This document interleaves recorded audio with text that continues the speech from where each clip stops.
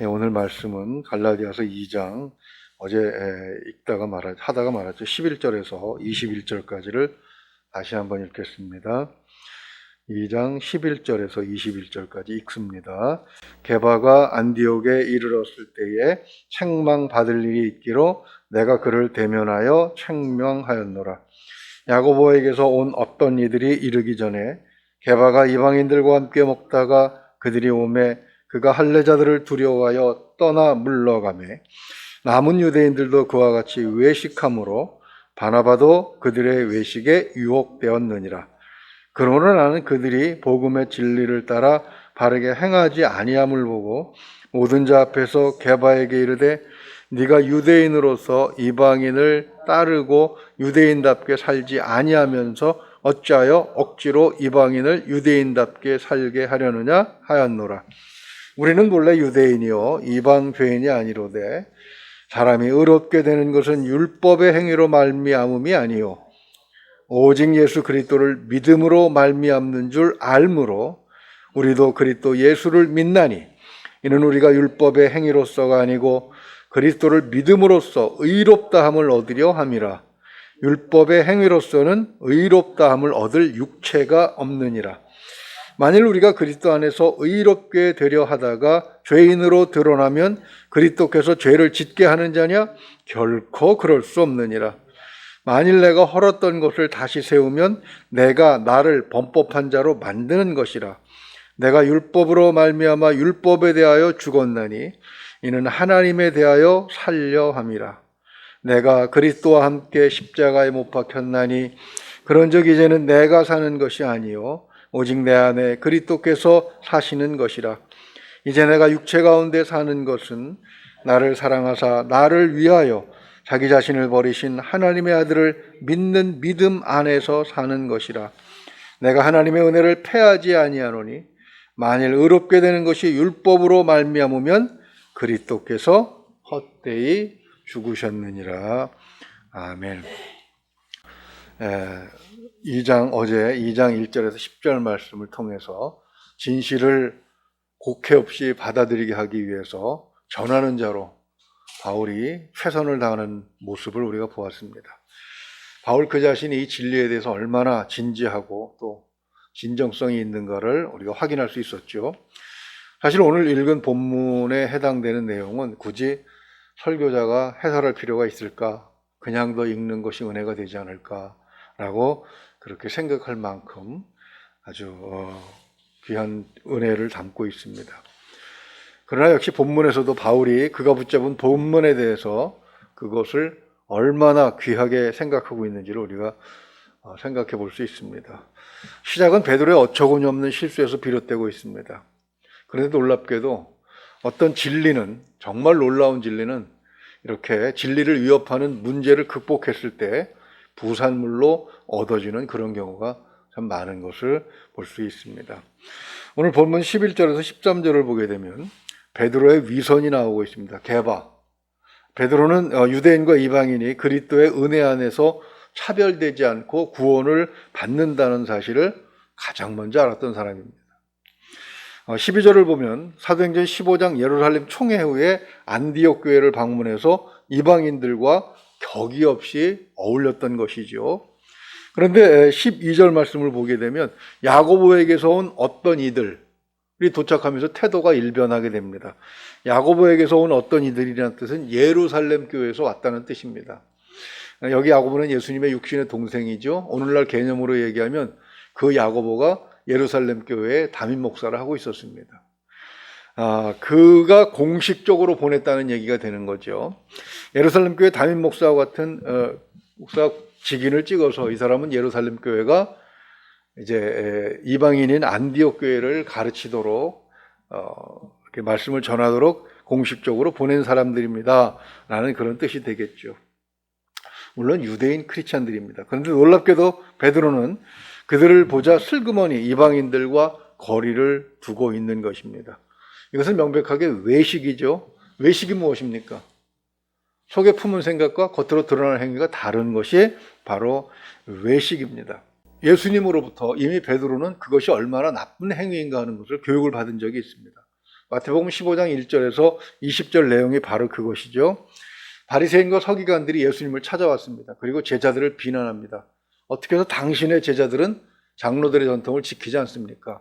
손을 씻지 않고 음식을 먹었다는 것이죠. 그런데 예수님은 아니 저를 한심한 제자들 봤나, 그리고 비난하지 아니하시고 마태복음 15장 3절을 보게 되면 너희는 어찌하여 너희의 전통으로 하나님의 계명을 범하느냐라고 오히려 그 바리새인들과 서기관들을 꾸짖고 계십니다. 이러한 위선적인 태도가 백성들에게 미치는 영향이 치명적이라고 하셨습니다. 그래서 마태복음 15장 9절을 보게 되면 사람의 계명으로 교훈을 삼아 가르치니 나를 헛되이 경배하는도다. 하나님께서 그렇게 말씀하셨다는 것이죠. 오늘 본문 갈라디아서 2장 13절의 말씀과 같은 것입니다. 베드로가 그렇게 행동하니까 어때요? 남은 다른 유대인들도 똑같이 따라서 외식을 하게 되는 거죠. 심지어는 누구도 유혹을 받습니까? 바나바도 유혹을 받을 정도였다. 그러니까 그 어떤 과거의 관습이라든가 분명히 그 나쁜 것이라고 인정을 했음에도 불구하고 거기서 자유롭게 되는 것은 그렇게 쉬운 것은 아니라는 것이죠. 그러니 그 피해가 얼마나 심각했는지를 우리는 사도행전 내내 볼 수가 있는 것입니다. 이미 예루살렘 교회는 율법이 아니고 혈통이 아니고 오직 믿음에 의해서 그리스도를 믿음으로 해서 구원을 받는다는 사실을 공포했는데도 불구하고 계속해서 초대교회는 이방인들에게 할례를 강요하고 율법을 강요하는 그런 일들이 발생을 하게 되는 것이죠. 이에 대해서 바울은 준엄하게 꾸짖습니다. 14절을 보게 되면 모든 자 앞에서 게바에게 이르되, 하반절 보게 되면 모든 자 앞에서, 뒤에서 꾸시렁된 것이 아니라 사람들이 보는 앞에서 그렇게 꾸짖었다고 말씀하고 있습니다.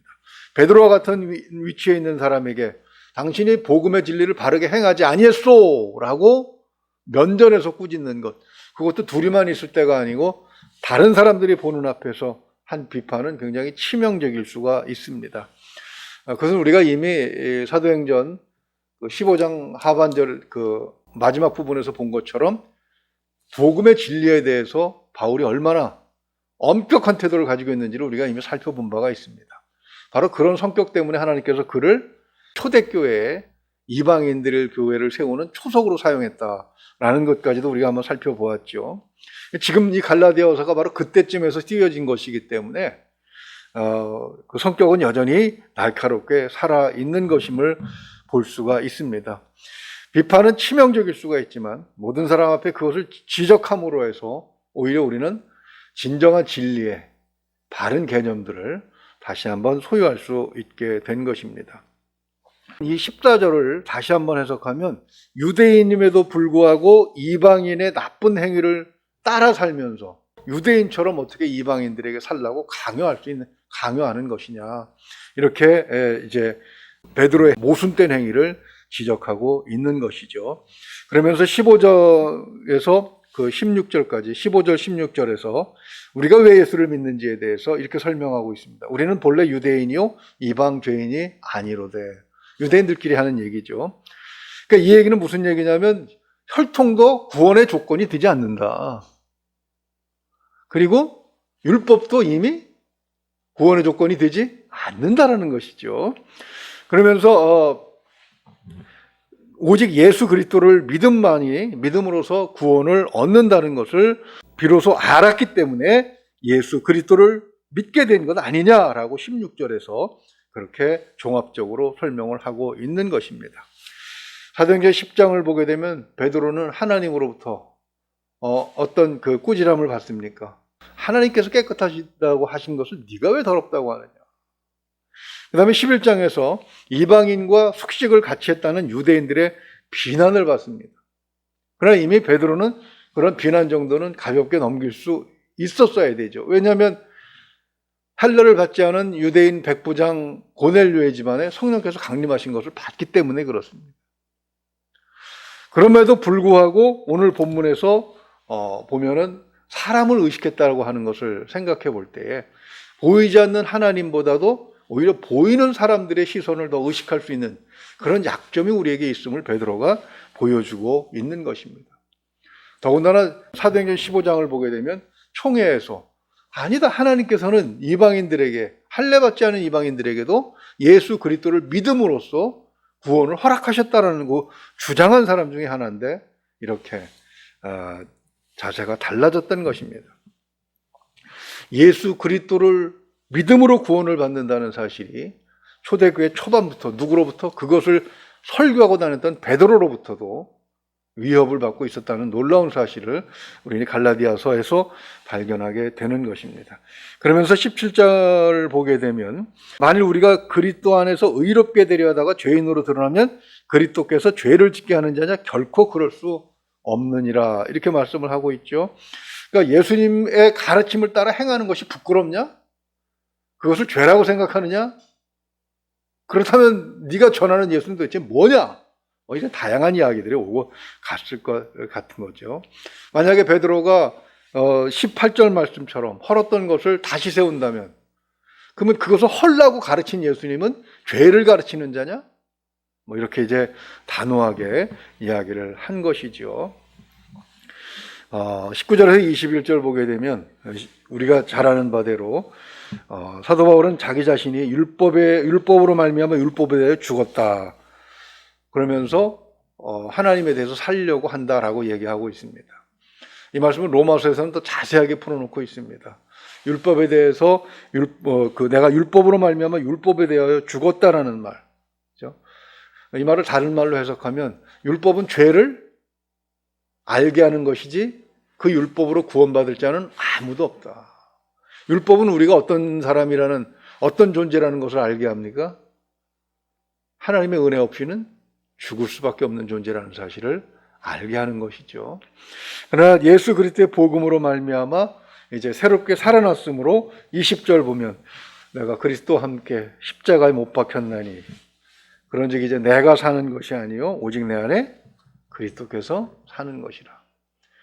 내 안에 그리스도께서 사신다는 것은 무엇입니까? 나를 위해서 십자가에 못 박혀 돌아가신 그리스도를 사랑하는 그 마음을 가지고 사는 것이고, 그리고 그 예수 그리스도를 위해서 살겠다고 고백하는 것이고, 그리고 그 가르침을 따라서 살겠다고 고백이 바울의 안에 있는 것처럼 이 고백은 우리 가운데도 있어야 될 줄로 믿습니다. 육체 가운데 사는 것, 그것은 모두 남은 생에는 다 나를 구원하신 주님을 위해서 살아야 되는 거 아니겠느냐, 이렇게 강변하고 있는 것이죠. 만약 그렇지 않다면, 베드로처럼 그렇게 위선적인 행동을 한다면 21절 말씀 뭡니까? 하반절을 보게 되면 그리스도께서 헛되이 죽으셨느니라, 이렇게까지 단호하게 결론을 내리고 있는 것을 봅니다. 말씀을 정리하면 그렇습니다. 진리 안에서 사는 삶이 때때로 불편할 때도 있습니다. 아까 우리가 찬양 부른 찬양 고통의 몽에 벗으려고 옛날에 참 많이 불렀던 것 같아요. 지금 생각해보면 그때는 다 참 많이 가난했습니다. 그죠? 또 가난하다 보니까 질병도 그렇게 많았던 것 같아요. 사람들의 평균 수명도 지금보다 훨씬 짧았습니다. 그런 속에서 예수 그리스도께로 나아가면, 그죠? 주님께서 죄악을 벗겨주시고 풍요롭게 하시고 건강하게 하시고, 그렇게 열심히 찬양을 불렀더니 불과 50년도 안 돼서 지금 우리가 그렇게 살고 있지 않습니까? 세계에서 제일 못 살았던 나라가 세계에서 10번째로 잘 사는 나라가 되었다라는 이 놀라운 사실 앞에서 하나님께서는 우리가 요구하고 부탁하고 기도하고 간절하게 소망했던 대로 이루어 주셨습니다. 그냥 이것이 중요한 것이 아니라 무엇이 중요한 것입니까? 예수 그리스도를 믿음으로 우리가 영원한 삶을 살 수 있다는 것, 죄로 인해 더 이상 속박받지 않고 하나님 안에서 천국에서의 삶을 우리가 소망할 수 있다는 것, 그것이 우리에게 주어진 진정한 이제 고백이 되어야 되는 것이죠. 적어도 우리 한국교회 정도 되면 이제는 물질의 축복, 건강의 축복, 이런 것 물론 필요합니다.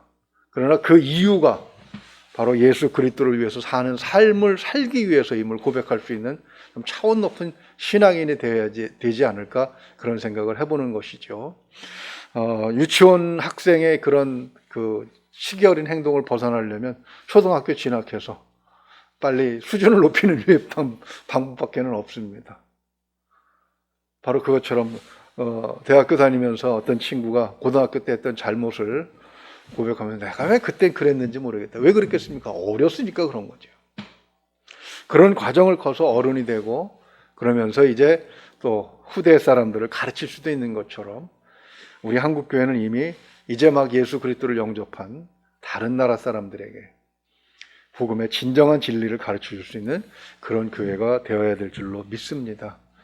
그리스도를 위해서 사는 남은 삶이 되시기를 주님의 이름으로 축원을 드립니다. 그리고 그것을 목적으로 우리가 건강도 좀 더 요구하고 물질도 좀 더 허락해 주시길 바라고, 왜냐하면 세상에는 아직 우리의 도움의 손길을 기다리는 사람들이 많기 때문에 그렇습니다. 예수 그리스도의 이름으로 사랑을 전하는 저와 여러분들 될 수 있기를 주님의 이름으로 축원을 드립니다. 기도하겠습니다. 5주기 추도 예배, 주님 벌써 5주년이군요. 예. 천국의 생활 주님과 함께 누리게 되니 감사합니다. 지상생활 뜻을 이루어 하나님께 영광 돌리는 딸 되게 하소서. 우리 장재준 정영자 원사님 들으셨습니다. 기도하겠습니다. 오늘 오신 우리 아버지 하나님, 우리가 사는 것이 그리스도를 위하여 사는 것이고 죽는 것도 그리스도를 위하여 죽는 것이라고 그렇게 고백하는 신앙을 갖게 하신 것을 감사합니다. 하나님, 때때로 사랑하는 자들을 먼저 보내고 또 남은 자들이 겪는 여러 가지 어려운 점이 있습니다. 하나님, 그러한 모든 것들을 잘 극복하고 하나님께서 남은 자들에게 맡기신 사명을 온전히 감당할 수 있는 귀한 가정이 될 수 있도록 하나님 도와주시고 인도하여 주시옵소서. 혹여 여전히 어려움 가운데 우리 인간이기에 겪는 고통이 있을 수 있습니다. 하나님 모두 이해하여 주실 줄로 믿습니다. 이기게 하여 주시고 극복하게 하여 주시고 베드로의 실수를 통하여 우리가 귀한 진리를 갖게 된 것처럼 오히려 더 큰 하나님의 기둥으로 쓰임받는 귀한 역사가 일어나도록 도와주시옵소서. 하늘에서도 기뻐하고 주님도 기뻐하고 남은 가족들도 모두 기뻐하는 그런 일들을 허락하여 주실 줄로 믿습니다. 하나님, 우리 모두가 예수 그리스도를 위하여 사는 삶을 살기를 소망합니다. 남은 삶 속에서 우리의 삶이 그리스도의 향기를 드러내며 예수 그리스도를 위하여 예수 그리스도 이름을 높여드리는 그런 삶이 되게 하여 주시옵소서. 의지하오며 우리 주 예수 그리스도 이름으로 기도하옵나이다. 아멘.